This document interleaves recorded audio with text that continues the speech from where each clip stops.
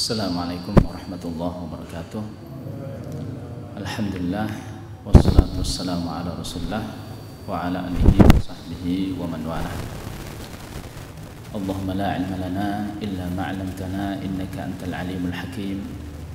Allahumma 'allimna ma yanfa'una wanfa'na bima 'allamtana wa zidna 'ilman ya 'alim. Allahumma la sahla illa ma ja'altahu sahla wa anta taj'alul hazna idza syi'ta sahla. Allahumma ati nufusana taqwaha wa zakkiha anta khairu man zakkaha anta waliyuha wa maulaha. Jamaah yang dirahmati Allah Subhanahu wa taala, Al-Hasan Al-Basri, seorang tabi'in, pernah mengatakan, wahai anak Adam, sesungguhnya engkau adalah kumpulan hari-hari. Apabila pergi satu hari, maka sungguh telah pergi salah satu bagian dari dirimu.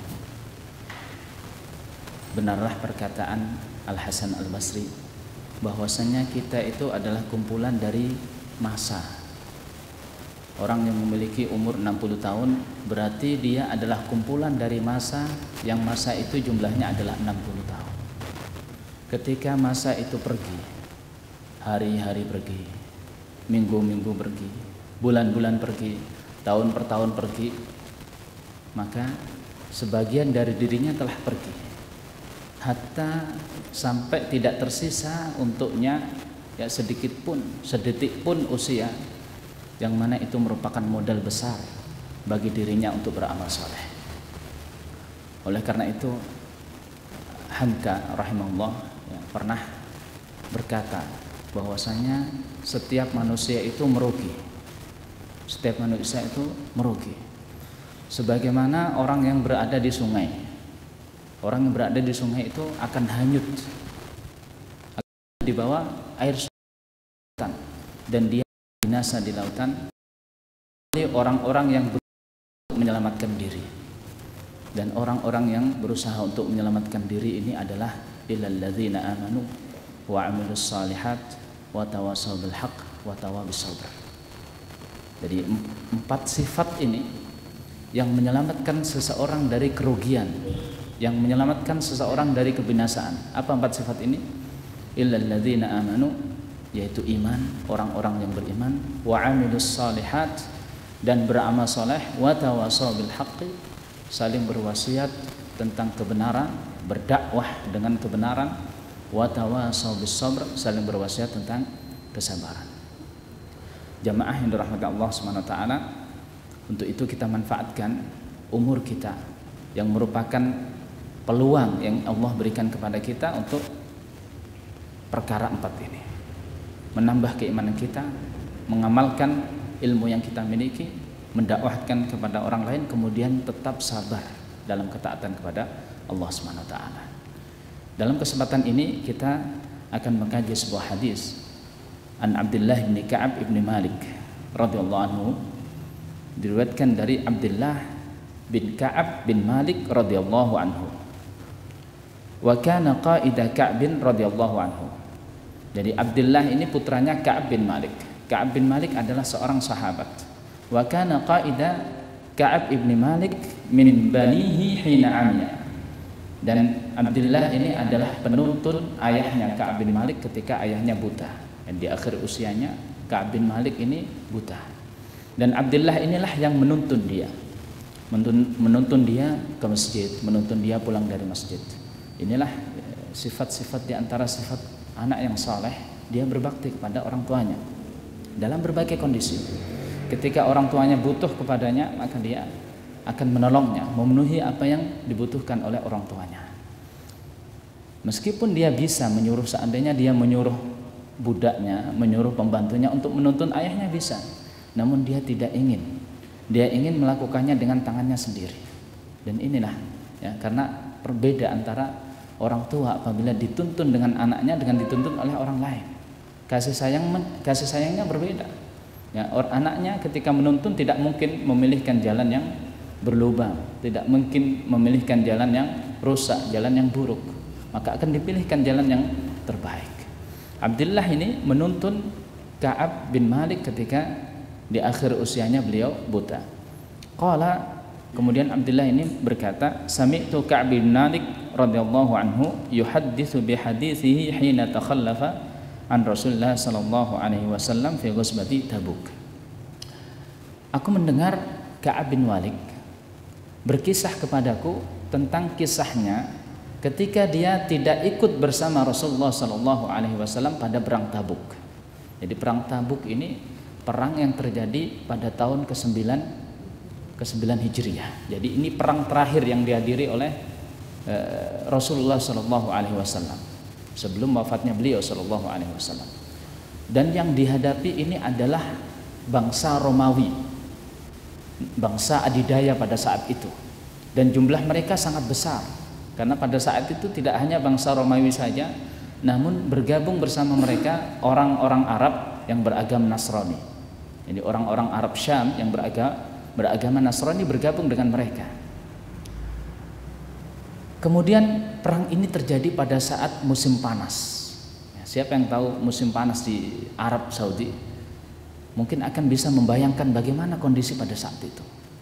Nanti akan dijelaskan juga oleh Ka'ab bahwasanya pada saat itu kondisi sangat panas. Baik.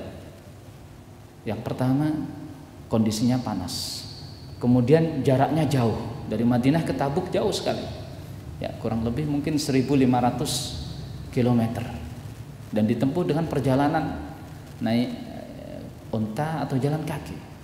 Ya. Karena pada saat itu pasukan kaum muslimin itu ya tidak semuanya memiliki unta. Bahkan di antara mereka ada yang berjalan kaki. Makanya disebut Jaisul Usrah. Jadi pasukan yang sangat sulit. Karena satu unta itu dinaiki oleh 3 orang gantian. Satu naik 2 jalan. Nanti capek yang jalan ganti lagi naik, yang lain lagi jalan. Begitu. Dari jarak 1.500 km ditempuh dengan berjalan kaki atau naik unta. Jaraknya jauh. Musim panas.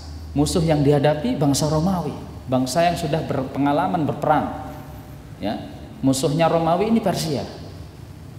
Sudah berpengalaman berperang, senjata lengkap, jumlah banyak. Ya, sekarang mereka akan menghadapi mereka. Kemudian pada saat musim panas ini di Madinah biasanya adalah musim kurma. Jadi pada saatnya enak-enaknya duduk di dalam kebun, berendam di air yang dingin sambil menikmati buah kurma. Jadi godaannya sangat berat sekali. Baik. Qala Ka'ab, kemudian Ka'ab ini mengatakan, lam atakhallaf an Rasulullah sallallahu alaihi wasallam fi ghazwatin ghazaha qat illa fi ghazwati Tabuk. Aku tidak pernah tidak ikut bersama Rasulullah sallallahu alaihi wasallam dalam peperangan. Tidak pernah absen dalam satu peperangan pun kecuali apa? Perang Tabuk. Ghaira anni qad takhallaftu fi ghazwati Badr. Kecuali perang Badar. Itu aku pernah tidak ikut perang Badar. Dan ini perang yang kedua itu perang Tabuk aku tidak ikut. Namun ketika aku tidak ikut perang Badar itu, aku tidak menyesal. Kenapa? Walam yu'atab ahadun takhallafa anhu. Karena pada saat itu tidak ada seorang pun yang tidak ikut perang Badar dimarahi. Tidak ada seorang pun yang tidak ikut perang Badar berdosa, tidak ikut. Ya, tidak ada. Innama kharaja Rasulullah sallallahu alaihi wasallam wal muslimun yuriduna aira Quraisyin hatta jama'allahu ta'ala bainahum wa baina aduwwihim ala ghairi mi'at. Kenapa orang-orang yang tidak ikut perang Badar itu tidak dimarahi, tidak dicela, tidak berdosa? Kenapa? Karena pada saat perang Badar itu pada asalnya bukan perang.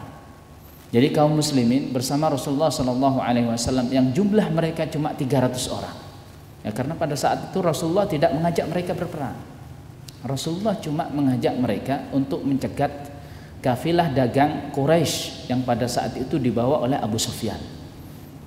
Pada saat itu mereka hanya ingin mengambil kafilah dagang Quraisy itu saja. Kenapa Rasulullah hendak mengambil kafilah dagang Quraisy? Karena mereka telah mengambil harta kaum muslimin ketika mereka hijrah. Jadi ketika kaum muhajirin itu keluar dari Mekah ke Madinah, hijrah ke Madinah, mereka meninggalkan hartanya di Mekah. Harta-harta mereka yang ada di Mekah ini diambil oleh kafir Quraisy. Makanya Rasulullah Shallallahu Alaihi Wasallam mengajak orang-orang kaum muhajirin dan kaum ansar untuk mencegat kafilah. Ya, sebagai ganti dari sebagian harta mereka yang diambil oleh orang-orang Quraisy. Kemudian tidak ada perjanjian, tidak ada perjanjian damai antara kaum muslimin dengan kaum kufar Quraisy, sehingga halal harta mereka untuk diambil dan termasuk ghanimah yang dihalalkan dalam Islam. Namun qadarullah wa masya'a fa'al, meskipun persiapan awal bukanlah untuk berperang, persiapan awal hanya untuk mencegat kafilah dagang. Ya, kafilah dagang itu kan tidak membawa senjata lengkap, paling yang dibawa cuma pedang saja untuk menjaga diri dari perampok, untuk menjaga diri dari hewan buas. Tidak ada senjata lengkap. Tapi qadarullah pada saat itu, ya, Abu Sufyan mendengar akan rencana Rasulullah SAW. Akhirnya Abu Sufyan dan para sahabatnya mengambil jalan di tepi laut. Jadi mengambil jalan ke arah barat, bukan jalan yang seharusnya dilalui oleh kafilah dagang. Akhirnya mereka tidak bertemu. Dan pada saat itu juga Abu Sufyan mengirim utusan untuk segera datang ke Mekah dan mengatakan bahwasanya kafilah dagang kaum Quraisy dicegat oleh Muhammad dan sahabatnya. Pada saat itu juga orang-orang kafir Quraisy Mekah dipimpin oleh Abu Jahal marah. Mereka semua datang, ya, terutama orang-orang dedengkot orang kafir Quraisy ini datang. Di antaranya adalah Abu Jahal, Umayyah bin Khalaf, Utbah bin Rabi'ah. Ini dedengkot orang kafir Quraisy semua datang. Dan jumlah mereka sekitar 1000 orang.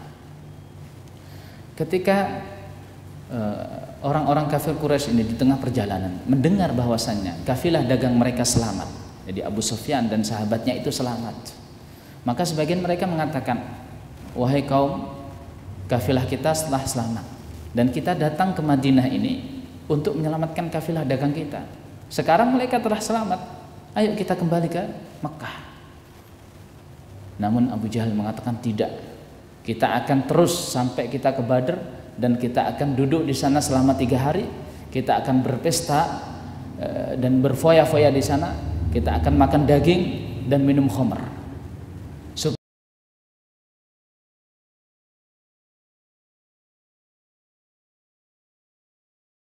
Dengan bangganya, dengan congkaknya mengatakan kita akan tinggal di Badr selama 3 hari sampai orang-orang Arab tahu bahwasanya kita ini kaum yang pantas untuk ditakuti.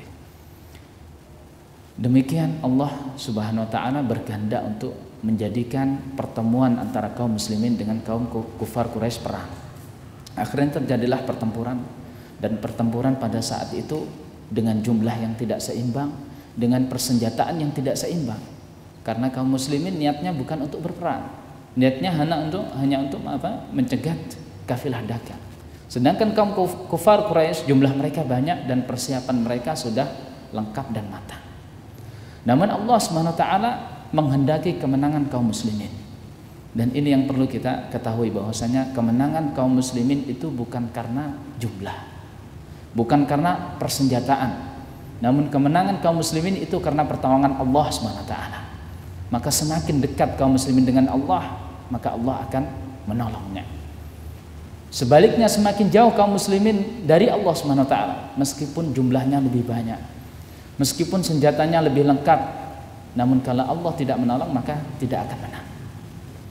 Ingat kejadian saat perang di Taif bersama kaum Hawazin dan Thaqif, 2 kabilah yang jumlah mereka maksimal cuma 4.000 orang. Sedangkan jumlah kaum muslimin pada saat itu 10.000 orang ditambah 2.000 orang dari Mekah, 12.000. Sampai mereka mengatakan sekarang kita tidak akan terkalahkan oleh musuh yang sedikit. Dengan bangganya di antara mereka ada yang mengatakan seperti ini. Pada saat ini kita tidak akan kalah dengan jumlah musuh yang cuma sedikit.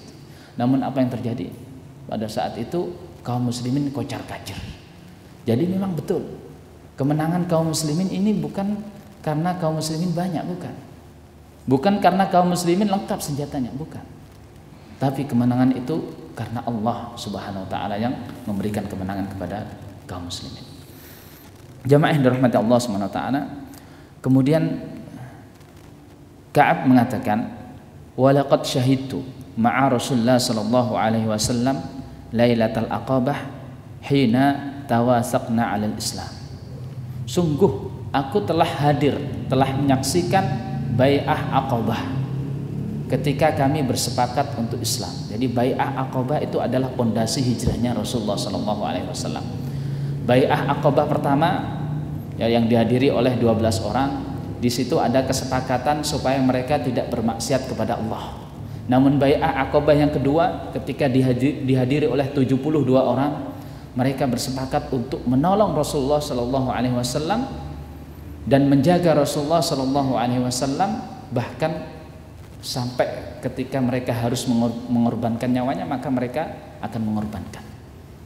Jadi bai'ah Aqabah ini adalah bai'ah penentu.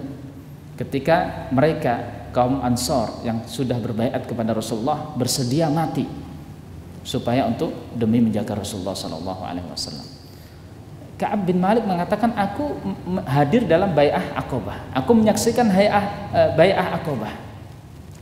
Kemudian dia mengatakan, wa ma uhibbu anna liya biha mashhad badrin wa in kanat badrun adhkara fin nas minha.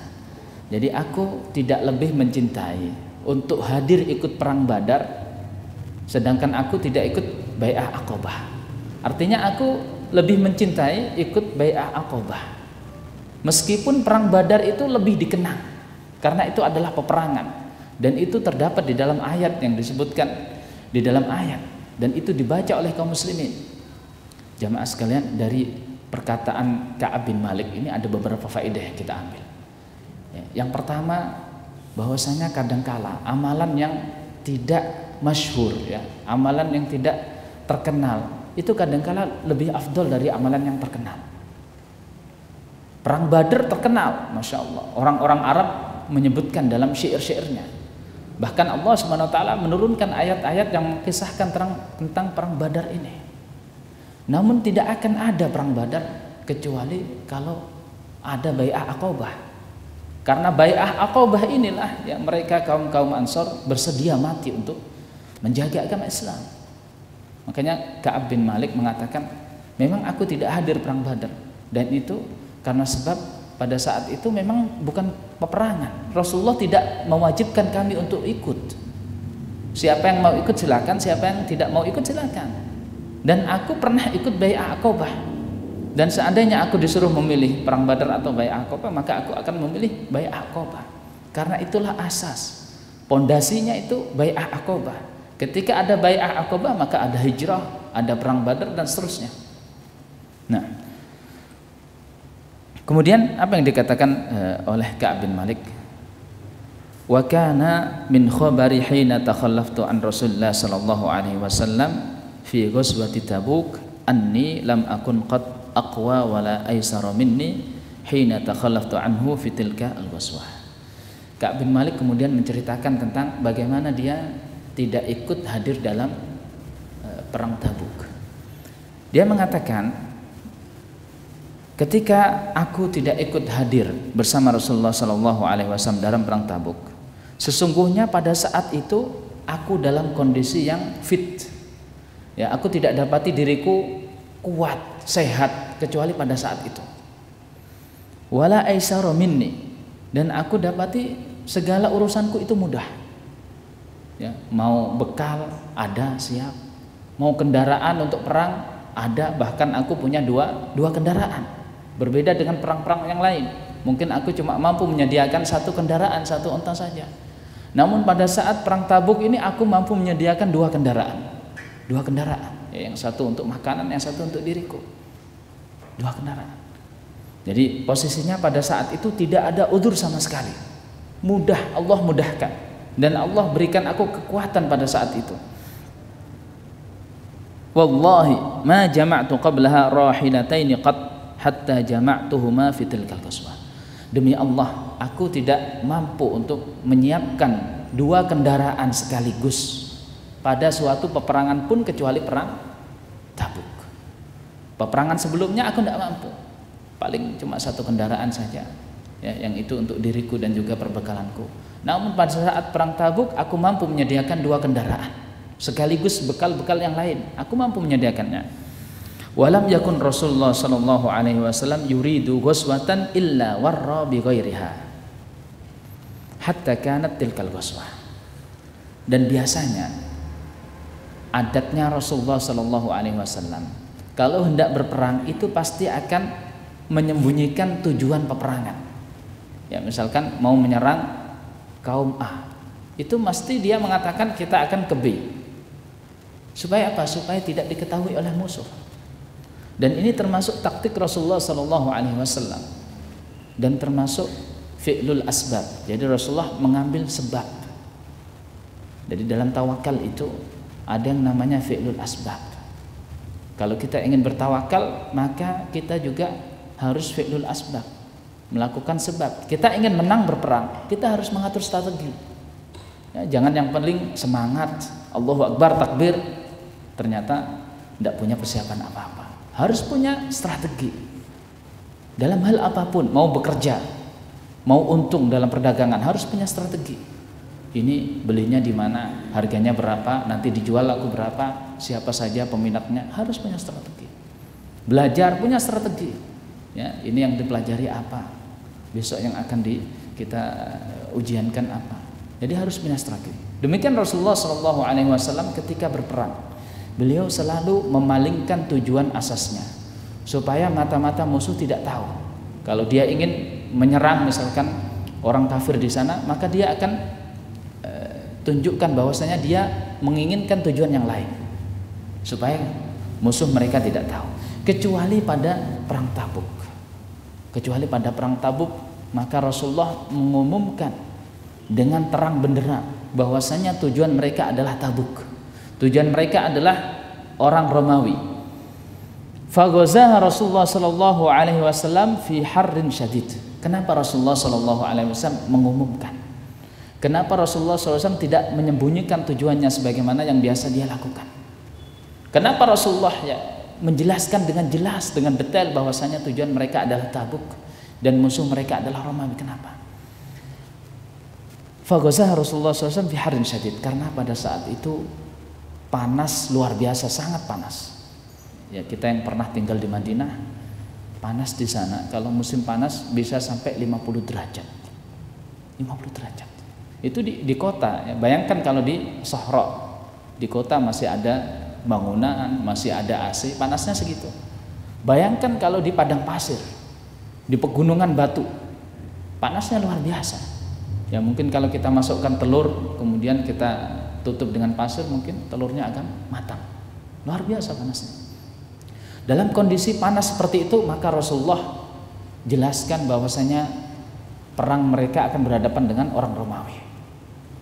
Nah, kemudian sebab yang kedua, wastaqbala safaran ba'idan wa mafaza. Sebab yang kedua adalah perjalanan yang akan mereka tempuh jauh. Ini bukan Mekah ya. Madinah sama Mekah memang jauh. Madinah Mekah jauh 500 km. Namun ini Tabuk lebih jauh lagi, 1.500 km, bahkan lebih jauh dari Madinah ke Riyadh. Subhanallah. Ya, mungkin bisa jadi dari Madinah ke Yaman, jauh. Pada saat itu saat yang panas. Kemudian jalan yang mereka tempuh itu mafaza. Jadi mafaza itu daerah yang kosong, daerah yang kosong yang yakni bukan banyak tumbuhan. Beda dengan kita. Ya, mungkin kita dari sini ke Jakarta, di kanan kiri kita melihat pohon-pohonan, melihat rumah. Seandainya mobil kita mogok setiap saat, ada yang bantu kita. Di sana tidak ada. Di sana tidak ada. Jalan yang ditempuh adalah mafaza, jalan yang kosong, tandus. Seandainya mereka tidak membawa perbekalan yang cukup, kemudian di tengah jalan perbekalan itu habis, sudah. Mereka tidak akan bisa bertahan hidup. Jadi Rasulullah betul-betul menjelaskan karena sebab itu. Yang pertama, panasnya luar biasa. Yang kedua, jaraknya jauh dan di jalan itu tidak ada apa-apa. Wastaqbala adadan katsiran. Sebab yang ketiga, musuh mereka banyak. Musuh mereka banyak. Tidak hanya banyak, persenjataan mereka lengkap dan mereka berpengalaman. Fajalla lil muslimina amrahum liyata'ahhabu uhbata ghuswihim. Maka Rasulullah Shallallahu Alaihi Wasallam dengan tiga alasan tadi menjelaskan kepada kaum muslimin supaya kaum muslimin betul-betul mempersiapkan diri. Jadi supaya kaum muslimin itu siap. Kalau yang tidak niat perang, ya mulai dari sekarang sudah tidak niat, izin. Ya, kalau memang niat perang, ingin mendapatkan syahadah, maka ikut. Mulai sekarang persiapkan. Perjalanan jauh, berarti bekal harus banyak. Kondisi panas, berarti harus ada sesuatu yang bisa membuat mereka tidak kepanasan di jalan. Musuh mereka banyak jumlahnya, persenjataan lengkap, pengalaman perang luar biasa, berarti harus berlatih perang. Senjata harus lengkap. Ini supaya kaum muslimin memiliki kesiapan. Makanya Rasulullah SAW jelaskan tentang tujuan mereka dan juga musuh mereka supaya apa? Supaya kaum muslimin memiliki persiapan. Baik. Fa akhbarahum biwajhihim alladzi yuridu. Maka Rasulullah menjelaskan kepada mereka tujuan yang diinginkannya. Wal muslimuna ma'a Rasulullah sallallahu alaihi wasallam katsirun wa la yajma'uhum kitabun hafidh yuridu bidzalika ad-diwan. Dan kaum muslimin pada saat itu jumlahnya banyak. Artinya jumlahnya banyak di sini ya bukan 1-2. Kalau 1-2 kan bisa dihitung. Misalkan jumlahnya sama dengan jumlah jamaah masjid. Ini kan bisa dihitung. Ya, bisa dihitung. Siapa yang tidak hadir kelihatan. Oh, fulan tidak hadir. Oh, fulan tidak hadir. Tapi di sini justru kan kaum muslimin pada saat itu jumlahnya banyak. Ya memang pada saat itu jumlah mereka 3.000 orang yang ikut. Fala yajma'hum diwan. Ya, mereka itu tidak tertulis di dalam diwan, di dalam absen. Tidak ada absennya. Kalau ada absen meskipun banyak bisa diabsen. Misalkan kelompok A, ayo coba absen. 100 orang di absen 1 orang. Fulan. Oh, fulan ghaib, fulan hadir. Akan ketahuan siapa yang tidak hadir. Ka'ab bin Malik menjelaskan ini supaya dia tahu bahwasanya pada saat itu kalau hendak ada orang yang tidak hadir pun ada kesempatan. Karena pasti tidak akan ketahuan. Kaum muslimin banyak dan tidak ada absen pada saat itu. Silakan yang mau tidak hadir karena takut dengan musuh, takut dengan perjalanan, silakan. Nah, qala Ka'ab faqalla rajulun yuridu an yataghayyab illa dhanna anna dzalika sayakhfa bihi. Maka tidak sedikit orang yang ingin tidak hadir. Ya, kecuali mereka mengira bahwasanya ketidakhadirannya tidak akan diketahui. Ya karena itu tadi. Karena jumlah mereka banyak dan juga tidak ada absen yang menuliskan nama-nama mereka. Ma lam yanzil fihi wahyun minallah, kecuali satu hal. Kecuali kalau Allah menurunkan wahyu kepada Rasulnya Shallallahu Alaihi Wasallam dan dengan wahyu itu Rasulullah tahu siapa saja yang gaib. Ya, kecuali kalau Allah menurunkan wahyu sudah akan terbuka tirai. Ya siapa saja yang bersembunyi, siapa saja yang tidak hadir. Nah, jadi di sini apa yang menjadi mereka tidak ingin untuk tidak hadir? Iman kepada Allah. Jadi iman kepada Allah. Kalau seandainya mereka itu tidak beriman, mereka mau tidak hadir silakan. Namun karena mereka beriman kepada Allah dan mereka tahu bahwasanya Allahu ya'lam, Allah maha mengetahui, tahu seandainya mereka melakukan ini, seandainya mereka berbicara itu, tahu. Seandainya mereka tidak hadir, Allah akan tahu dan Allah akan wahyukan kepada Rasulnya. Makanya di sini dobitnya adalah iman. Yang melarang mereka supaya untuk tidak hadir itu adalah iman mereka. Maka akhirnya mereka pun hadir semua. Kecuali memang orang-orang yang di dalam hatinya ada kemunafikan. Orang-orang munafik tidak hadir. Namun orang-orang yang betul-betul beriman pada saat itu hadir semua. Nah,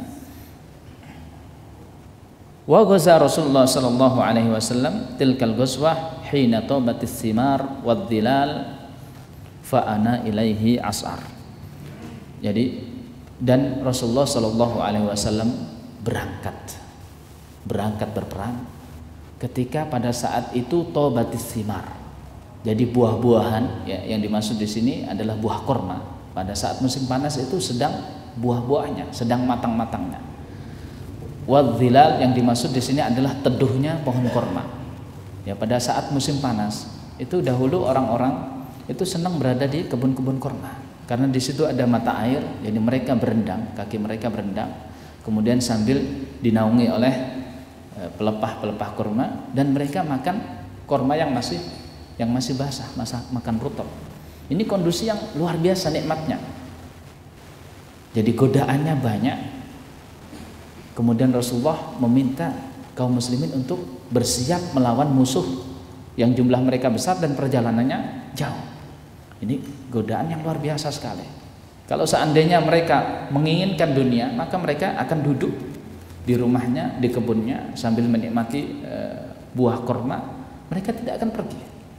Namun karena itu adalah perintah Rasulullah SAW, karena ketaatan kepada Allah dan Rasulnya, maka mereka lebih mengutamakan pergi bersama Rasulullah SAW daripada duduk di kebun-kebun mereka.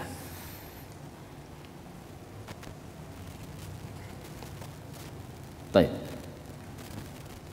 Kemudian apa yang dikatakan Ka'ab bin Malik?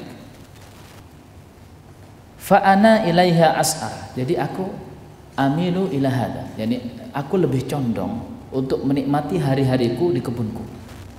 Meskipun aku sudah siapkan ya untuk untuk pergi berjihad bersama Rasulullah sallallahu alaihi wasallam. Fatajahaza Rasulullah sallallahu alaihi wasallam wal muslimun ma'hu. Maka pada saat itu juga kaum muslimin ketika mendengar perintah untuk berjihad ke Tabuk, maka mereka siapkan perbekalan mereka. Demikian juga Rasulullah sallallahu alaihi wasallam. Fatafiqtu aqdu likai atajahaz ma'ahu. Maka aku pun berangkat menyiapkan kendaraanku, 2 ontaku, kemudian menyiapkan perbekalanku. Aku keluar bersama mereka, aku berusaha untuk menyiapkan perbekalanku. Fa'arji walam aqdi syai'an. Namun ketika aku kembali ke rumah ternyata aku tidak berbuat apa-apa. Jadi aku ikut saja menyaksikan kaum muslimin mempersiapkan perbekalannya dan aku ingin menyiapkan. Namun pada saat itu karena pada saat itu kondisinya seperti itu di kebun itu luar biasa enaknya. Maka pada saat itu ketika aku kembali ke rumah ternyata aku belum siapkan apa-apa. Fa aqulu fi nafsi ana qadirun ala dzalika idza aradtu. Dan ketika aku kembali, aku tidak menyesal. Bahkan aku mengatakan, besok sajalah. Kalau aku mau, pasti beres. Jadi 1 jam saja pasti beres. Besok sajalah. Akhirnya setiap kali dia ingin menyiapkan, ketika sampai di tempat dia ingin menyiapkan, dia terlena dengan kondisi yang ada di kebunnya. Bahkan ketika dia kembali ke rumah, di sore hari ketika dia kembali ke rumah, dia pasti berpikiran, tidak apa-apa hari ini aku belum siapkan, besok kan masih ada hari, insya Allah besok. Bahkan sampai Rasulullah SAW berjalan, meninggalkan kota Madinah, mulai berangkat, Ka'ab bin Malik ini masih berpikiran yang sama. Aku kan anak muda, jadi seandainya Rasulullah meninggalkanku dalam jarak misalkan berapa kilometer, aku masih bisa mengejar. Besok-besok sajalah. Setiap kali dia hendak menyiapkan kendaraannya, dia berkata besok. Hikmah dari kisah ini jamaah sekalian, jangan kita tunda amalan kebaikan. Karena bisa jadi penundaan seseorang mengamalkan kebaikan bisa jadi merupakan sebab diharamkannya kebaikan itu bagi orang tersebut. Kalau kita menunda, misalkan kita mau sedekah kita tunda, besok saja. Bisa jadi penundaan kita sebab diharamkannya kita dari sedekah. Mungkin karena kebutuhan kita dengan uang itu, atau uang itu hilang, atau ada di antara keluarga kita yang sakit sehingga butuh berobat, akhirnya haram kita dari sedekah. Demikian juga kalau kita ingin beribadah, ingin qiyamul lail, kita tunda, bangun jam 12, masih jam 12, yang paling afdal kan sepertiga malam, akhirnya tidur lagi. Ternyata tidak bangun kecuali setelah masuk waktu duha. Jangan tunda. Ada kesempatan kebaikan, lakukan saat itu juga. Jangan kita tunda. Karena bisa jadi penundaan kita untuk melakukan kebaikan adalah sebab kita diharamkan dari kebaikan tersebut. Baik. Ka'ab bin Malik mengatakan, "Falam yazal yatamada bi hatta astamirra bin nasi al-jidd." Dan aku pun dalam kondisi yang demikian. Jadi setiap kali menyiapkan, aku tidak jadi. Dan aku katakan besok saja. Sampai manusia, jadi orang-orang yang lain itu betul-betul telah siap. Orang yang lain sudah siap betul, tinggal berangkat saja. Aku pun masih dalam kondisi seperti ini. belum aku siapkan sama sekali. Padahal kendaraan sudah ada, perbekalan sudah ada, tinggal siapkan saja. Makanya jangan sampai menyepelekan amalan. Ya, kita kadang-kala menunda itu karena menyepelekan amalan. Bayangkan orang yang rumahnya jauh dari masjid itu biasanya sampai pertama kali di shaf pertama. Orang yang rumahnya jauh itu sampai di masjidnya lebih awal daripada orang yang rumahnya dekat di dekat masjid. Kenapa? Seharusnya kan orang yang di dekat masjid itu harus yang pertama kali di masjid. Tapi kenapa orang yang jauh dari masjid itu yang pertama kali? Kenapa? Karena orang yang dekat masjid itu menyepelekan. Ketika mendengar adzan, oh masih adzan, masih ada 5 menit. Ketika sudah menit keempat, masih 1 menit, muadzinnya belum qomat. Ketika sudah qomat, masih al-fatihah, nunggu. Ternyata dia sampai telat. Karena itu, karena menyepelekan. Berbeda dengan orang yang rumahnya jauh, dari awal sudah niat, oh ini setengah jam, kalau macet nanti mungkin butuh waktu, ya kalau normal 15 menit, kalau macet bisa jadi setengah jam. Udah sekarang berangkat, karena kemungkinan besar macet sore hari. Berangkat. Ternyata tidak ada macet, alhamdulillah sampai 15 menit sebelum adzan. Dan itu jadi yang menyebabkan seseorang terakhir, ya, bahkan terharamkan dari perbuatan kebaikan itu karena dia menyepelekan. Dia menyepelekan. Kalau seandainya dia dari awal bersemangat untuk melaksanakan kebaikan, insya Allah dia akan bisa melaksanakan kebaikan tersebut. Baik. Fa asbaha Rasulullah sallallahu alaihi wasallam ghadiyan wal muslimun. Maka ketika sampai pada waktu yang telah ditentukan, Rasulullah sallallahu alaihi wasallam berangkat bersama kaum muslimin. Walam aqdi min jahazi syai'an. Bahkan ketika saat itu, ketika Rasulullah sallallahu alaihi wasallam sudah berangkat, kaum muslimin sudah berangkat, aku tidak menyiapkan apa-apa.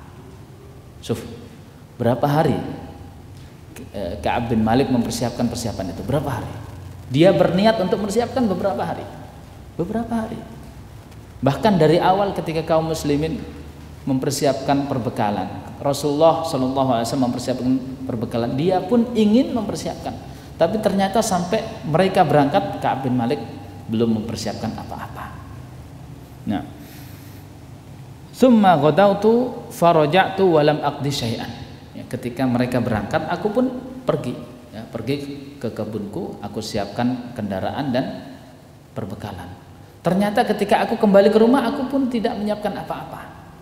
Subhanallah, Rasulullah sudah berangkat, sudah sampai di tengah perjalanan, Ka'ab bin Malik belum menyiapkan apa-apa. Falam yazal yatamada bi hatta asra'u wa tafarata al-ghusb. Jadi aku pun dalam kondisi yang demikian, sampai pun mereka dalam jarak yang jauh, ya, ketika mereka sudah bercepat-cepat, ya, bercepat-cepat, wa tafarata al-ghusb. Jadi ketika mereka sudah jadi hampir sampai di tempat peperangan, famahattu an artahila fa udrikahum faya laitani fa'altu. Kemudian Ka'ab mengatakan, aku berniat untuk menyusul mereka. Ya, aku berniat untuk menyusul mereka. Ya laitani kuntu fa'altu. Kemudian Ka'ab mengatakan, seandainya aku melakukannya. Tidak apa-apa, mereka sudah sampai di tempat peperangan. Seandainya saja aku menjemput mereka, ya, seandainya aku menyusul mereka. Namun ternyata Ka'ab bin Malik pun tidak menyusul mereka. Summa lam yuqaddar dzalika li. Dan memang tidak terjadi hal yang demikian, aku pun tidak menyusul mereka. Fatafiqtu idza kharajtu fin nas ba'da khuruji Rasulullah sallallahu alaihi wasallam yahzununi anni la ara li uswah. Ketika kaum muslimin sudah berangkat, bahkan mereka sudah sampai di Ghazwat Tabuk, ya, mereka di sana 20 hari. Dan pada saat itu memang tidak terjadi peperangan. Ya, Allah tidak mentakdirkan terjadi peperangan pada saat itu. Namun kaum muslimin dan Rasulullah sallallahu alaihi wasallam tinggal di Tabuk selama 20 hari. Ka'ab bin Malik menjelaskan, ketika orang-orang sudah berangkat dan Madinah ini mulai sepi, maka aku pun keluar. Dan aku merasa sedih karena yang aku lihat dari orang-orang yang tertinggal di Madinah ini, orang-orang yang tidak bisa aku jadikan qudwah. Kenapa? illa rajulan magmusan alaihi fin nifaq. Karena mereka itu adalah orang-orang munafik, orang-orang yang tenggelam dalam kemunafikan. Au rajulan mimman adzarallahu taala min du'afa, atau orang-orang lemah yang tidak bisa berperang, yang Allah berikan uzur kepada mereka untuk tidak ikut. Jadi ketika aku keluar aku sedih, karena yang aku lihat kalau bukan mereka itu adalah orang-orang munafik yang tenggelam dalam kemunafikan, yang jelas-jelas mereka tidak akan ikut ya. Walaupun dekat, walaupun musuhnya sedikit, mereka tidak akan ikut, karena mereka pada dasarnya kufur kepada Allah dan Rasulnya, cuma mereka menampakkan keislaman. Jadi itulah orang-orang munafik. Atau orang-orang yang lemah, yang punya uzur, ya entah itu sakit, atau tua renta, atau anak kecil, atau wanita. Jadi tidak ada orang yang seperti aku, kata Ka'ab, orang yang kuat seperti aku, ya, orang muda yang bisa berperang, tidak ada yang tertinggal di sana, kecuali memang orang-orang munafik. Walam yadhkurni Rasulullah sallallahu alaihi wasallam hatta balagha Tabuk. Dan Rasulullah sallallahu alaihi wasallam pun tidak mengingat diriku kecuali ketika beliau telah sampai di Tabuk. Faqala wa huwa jalisun fil qaum bi Tabuk. Kemudian Rasulullah sallallahu alaihi wasallam ketika duduk-duduk bersama kaum muslimin di Tabuk, ma fa'ala Ka'b bin Malik. Apa yang dilakukan Ka'b bin Malik? Pada saat itu Rasulullah ya menanyakan kepada sahabat, apa yang dilakukan Ka'b bin Malik? Kenapa dia tidak ikut bersama kita? Faqala rajulun min Bani Salimah. Kemudian salah seorang dari Bani Salimah mengatakan, ya Rasulullah, habasahu burdahu wan nadharu fi itfaihi. Ya Rasulullah, sungguh yang membuat dia tidak ikut itu ya, burdanya. Jadi pakaian dia artinya dia itu sekarang dalam kondisi yang bermewah-mewah sehingga tidak mau ikut bersama kita, tidak mau mengotori bajunya, tidak mau berkeringat-keringat, tidak mau berperang. Jadi salah seorang dari Bani Salimah mengatakan seperti itu. Kemudian faqala lahu Mu'adz bin Jabal radhiyallahu anhu. Kemudian Mu'adz bin Jabal radhiyallahu anhu mengatakan, bi sama qulta, sungguh jelek sekali perkataanmu. Wallahi ya Rasulullah, ma alimna alaihi illa khairan. Demi Allah wahai Rasulullah, kami tidak mengetahui dari Ka'b bin Malik kecuali kebaikan. Ya, salah satu mengatakan demikian, kemudian Mu'adz bin Jabal membelanya. Jangan katakan seperti ini tidak pantas kita katakan kepada seorang muslim. Sungguhnya aku mengetahui darinya kebaikan. Ya insya Allah mungkin dia memiliki alasan sehingga dia tidak ikut berperang kepada kita. Artinya ini adalah husnudzon dari Mu'adz bin Jabal. Maka Rasulullah pun kata Rasulullah sallallahu alaihi wasallam, Rasulullah pun diam. Rasulullah tidak membenarkan perkataan orang tadi dan juga tidak membenarkan perkataan Mu'adz bin Jabal. Fa baina huwa ala dzalika ra'a rajulan mubayyidan yazulu bihi as-sarab. Ketika dalam kondisi seperti itu, maka Rasulullah melihat dari jarak jauh ya seseorang yang datang dengan pakaian putih. Kemudian Rasulullah mengatakan, kun Aba Khaisamah.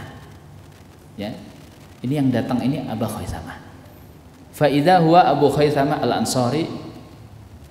Ternyata yang datang memang betul Abu Khaisamah. Jadi Abu Khaisamah ini menyusul. Ya entah apa yang menyebabkan Abu Khaisamah tertinggal, wallahu a'lam. Yang penting Abu Khaisamah ini menyusul dan bukan termasuk orang-orang yang tertinggal.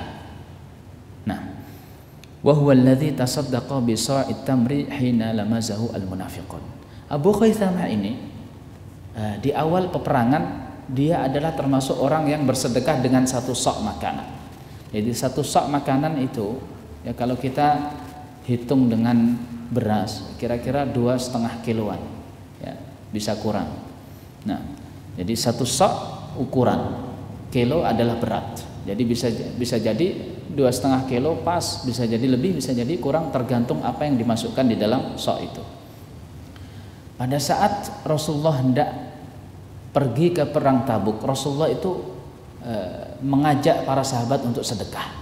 Ini karena perangnya ini luar biasa, butuh bekal yang sangat banyak dalam kondisi yang sangat panas dengan musuh yang banyak. Kita butuh bekal yang sangat banyak. Akhirnya Rasulullah mengajak para sahabat untuk sedekah. Ketika para sahabat sedekah, di situ kan ada yang kaya Utsman bin Affan. Ini luar biasa pada saat itu. Sedekahnya luar biasa. Bahkan Utsman bin Affan ini menyediakan kendaraan-kendaraan unta-unta untuk mereka dan membawa dinar. Ya, dinar itu uang keping terbuat dari emas, kemudian menyiramkannya ke Rasulullah SAW. Artinya dia sabbahu sabbah. Jadi dinar itu dia berikan kepada Rasulullah SAW, jumlah yang sangat banyak tidak terhitung. Demikian juga Abdurrahman bin Auf, orang kaya, sedekahnya juga banyak. Namun Abu Khaisamah ini termasuk bukan orang kaya, orang miskin. Sedekahnya apa? Satu sok saja, satu sok makanan. Ini satu sok ini kalau dibuat makan paling cuma bertahan 4 hari. Jadi buat makan satu orang paling cuma 4 hari. Sedangkan perjalanan jauh. Dan orang yang makan banyak, 3.000 orang. Sehingga orang-orang munafik mengatakan ketika melihat sedekahnya Abu Khaisamah, tertawa orang-orang munafik mengatakan Allah tidak butuh dengan sedekah. Allah tidak butuh dengan sedekahnya orang ini. Lihat apa yang dilakukan orang munafik. Ketika ada orang bersedekah sedikit, mereka mengatakan Allah tidak butuh dengan sedekahnya orang ini. Ketika yang datang orang kaya, semisal Utsman bin Affan, Abdurrahman bin Auf, dengan harta yang banyak, orang munafik mengatakan, oh ini orang riya. Sedekahnya banyak, pasti riya. Tidak ada yang selamat dari orang munafik. Kalau orang sedekah banyak dikatakan riya, kalau orang sedekah sedikit dikatakan Allah tidak butuh sedekahnya. Lantas bagaimana? Apa yang harus dikerjakan? Apakah harus seperti mereka, tidak bersedekah? Tidak. Ya. Yang baik adalah bersedekah. Mau sedikit mau banyak itu tergantung kemampuan kita. Kalau kemampuan kita sedikit ya sedikit, kalau kemampuan kita banyak ya banyak, sesuai dengan kemampuan kita, yang penting ikhlas. Jadi orang-orang munafik dari dulu sampai sekarang, kalau ada orang berbuat kebaikan itu pasti jengkel ya. Dia bukan hanya tidak berbuat kebaikan, bahkan jengkel melihat orang lain berbuat kebaikan. Ada orang sholat khusyuk dikatakan ini pasti riya ini, sum'ah. Ya, ada orang sholat cepat, ini sholat apa ini? Tapi dia sendiri tidak sholat. Ya, ada orang taraweh banyak, jumlah rakaatnya banyak, khusyuk, ini riya, terlalu berlebih-lebihan, gulu. Ada orang taraweh cepat, ya, aslinya jumlah rakaatnya sedikit, surat-surat yang dibaca sedikit, dia katakan ini taraweh apa ini? Tidak sesuai dengan sunnah, padahal dia sendiri tidak taraweh. Dari dulu orang-orang munafik seperti ini. Kemudian فإذا هو أبو خيثمة وهو الذي تصدق بساء التمر حين لمزه المنافقون قال كعب فلما بلغني أن رسول الله صلى الله عليه وسلم قد توجه قافلا من تبوك حضرني بثي fatafiqtu atadzakkaru al-kadhib. Ketika Rasulullah sallallahu alaihi wasallam pulang ya, dan Ka'ab bin Malik mendengarkan kabar bahwasanya Rasulullah pulang ke Madinah, maka Ka'ab ini mulai menyesal. Yaitu biasanya setan itu seperti itu. Di awal-awal maksiat setan itu menggoda. Namun kalau sudah selesai maksiat itu setan ditinggalkan biasanya. Dan disitulah biasanya muncul penyesalan. Di awal maksiat semangat melakukan maksiat, namun kalau sudah selesai maksiatnya, sudah puas dengan maksiat, biasanya ditinggal sama setan. Akhirnya seorang muslim biasanya menyesal, dan menyesal itu adalah salah satu tanda dari taubat ya. Kalau seandainya dia menyesal, kemudian dia tinggalkan segera maksiat itu, dan dia berjanji tidak mengulanginya lagi, maka taubatnya adalah taubatan nasuha. Dan di sini Ka'ab bin Malik menyesal. Oh, kenapa aku tidak ikut? Oh, kenapa tidak aku tidak berperang bersama Rasulullah sallallahu alaihi wasallam. Baik, fatafiqtu atadzakkaru kalim. Maka pada saat itu juga aku berpikir untuk berdusta. Jadi aku berniat untuk berdusta ketika Rasulullah nanti pulang.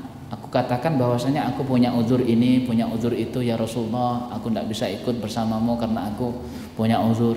Jadi dia berpikir, berniat untuk berdusta. Fa aqulu bima akhruj min sakhatihi ghadan wa asta'inu ala dzalika bi kulli dhi ra'yin min ahli. Kemudian dia pun mengatakan, ya kalau Rasulullah sallallahu alaihi wasallam sampai besok atau sampai nanti, maka aku pun akan berbuat sesuatu atau menyebutkan alasan supaya aku tidak dimarahi Rasulullah Shallallahu Alaihi Wasallam. Dan aku pun meminta bantuan kepada dzi ra'yin, jadi orang-orang yang bisa memberiku nasihat. Falamma qila inna Rasulullah SAW qad adalla qadiman zaha anni batil. Namun ketika Rasulullah sudah sampai di Madinah, maka pikiran itu pun pergi. Jadi aku tidak jadi berdusta. Hatta araftu anni lam anju minhu bi syai'in abadan. Sampai aku yakin bahwasanya aku tidak akan bisa selamat dari kemarahan Rasulullah sallallahu alaihi wasallam.